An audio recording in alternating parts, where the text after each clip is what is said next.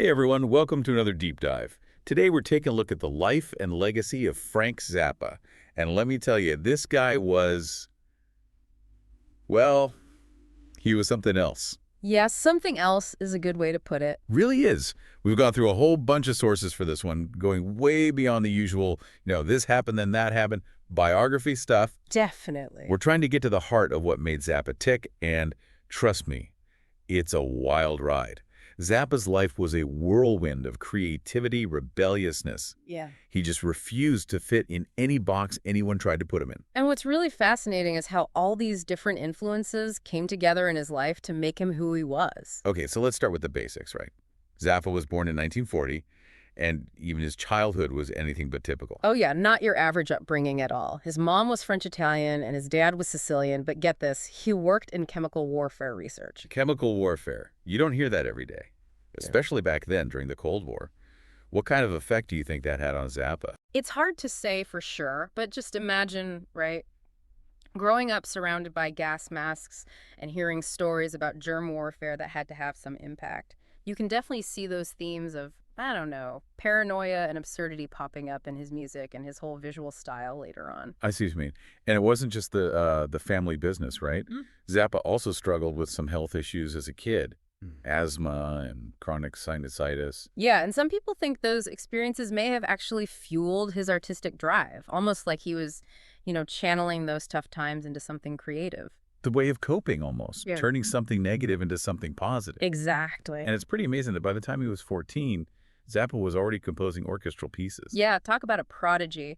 And not only that, but as a teenager, he actually reached out to some of his musical idols, Stravinsky and Varese. Wow, that takes some serious guts, reaching out to those giants of classical music. It really does. It shows his ambition, his confidence, even at that young age. He knew he was on to something special. It's pretty mind-blowing when you think about it. But here's where things get even more interesting. This kid who's composing orchestral music, he also had a huge passion for doo-wop and monster movies. A total mix of high and low culture. Absolutely. And that's a big part of what made Zappa so unique. He was constantly blending different genres, challenging those traditional ideas about what music should be. Totally. So let's talk about Laurel Canyon. Those years Zappa spent there were pretty legendary. Oh, yeah, absolutely. That log cabin he lived in became a real hub for creativity, a constant stream of musicians and artists coming and going. And Zappa himself was a notorious workaholic. Totally. Fueled by coffee and cigarettes, he'd be composing all night long. I mean, just imagine the energy in that cabin. I read somewhere that his secretary, Pauline Butcher, once said, "From the moment he got up to the moment he went to bed, he was working. We didn't dare interrupt him." That's dedication. But it also shows how much he cared about his art. He wasn't just messing around, he was completely immersed in it. Definitely. And that brings us to the Mothers of Invention. Right. Zappa took this bar cover band and turned them into a platform for his own experimental, socially charged music. Speaking of groundbreaking music, we can't forget about Freak Out. It's considered one of the first true concept albums in rock music, and it really helped lay the foundation for the whole counterculture Yeah, movement. Freak Out was huge. But for listeners who might not know, what exactly is a concept album? So a concept album is different from just a collection of random songs. It's more like, well, think of it like a musical or a play. The songs all work together to tell a story or explore a theme. Gotcha. And Freak Out was groundbreaking because it didn't stick to just one genre. It mixed rock, jazz, doo-wop, even orchestral stuff. And it didn't shy away from social commentary either. Yeah. Zappa wasn't afraid to poke fun at American consumer culture, politics, all of it. Exactly. And it kind of leads into Zappa's whole attitude toward the music industry, right? Right. He was never one to conform, always pushing back against record labels, refusing to play by their rules. Yep, he was always challenging the status quo. And his creative energy wasn't just limited to music either. Right. He was a filmmaker, a satirist, a political activist. And let's not forget, a mentor to other musicians. Yeah. Like Alice Cooper and Captain Beefheart. Yeah. His influence spread far and wide. We also have to talk about Zappa's fight against censorship, especially his testimony before Congress back in the 80s when he went up against the PMRC. That was a powerful moment. He stood up for artistic freedom, arguing passionately against those who wanted to censor music and other forms of creative expression. He really became a champion for free speech, and that's a big part of his legacy. Totally. Even later in life, when he was diagnosed with terminal cancer, Zappa's dedication to his art never wavered.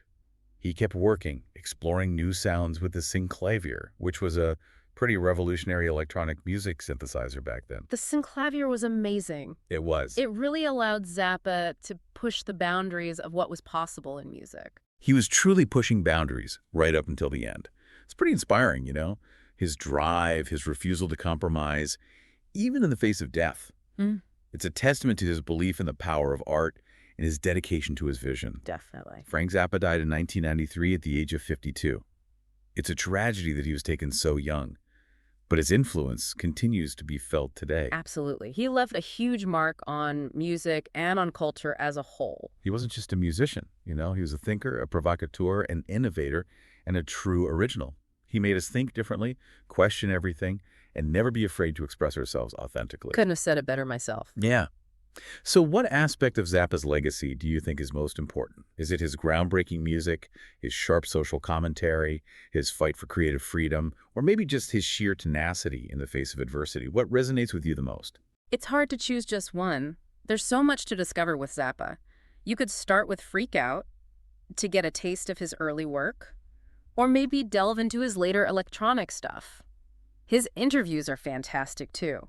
You can really see his wit and intelligence shining through. It's a deep rabbit hole, that's for sure. And I think no matter where you start, you'll find something that resonates with you. Even today, Zappa's ideas feel fresh and relevant. Totally agree. Well, that's about all the time we have for today. Time flies when you're having fun. It really does. Thanks for joining us for this deep dive into the world of Frank Zappa. And hey, maybe you'll be inspired to go make a little noise of your own. That's what Zappa would want. Exactly. Keep it weird. That's the perfect note to end on. Until next time, folks. See ya.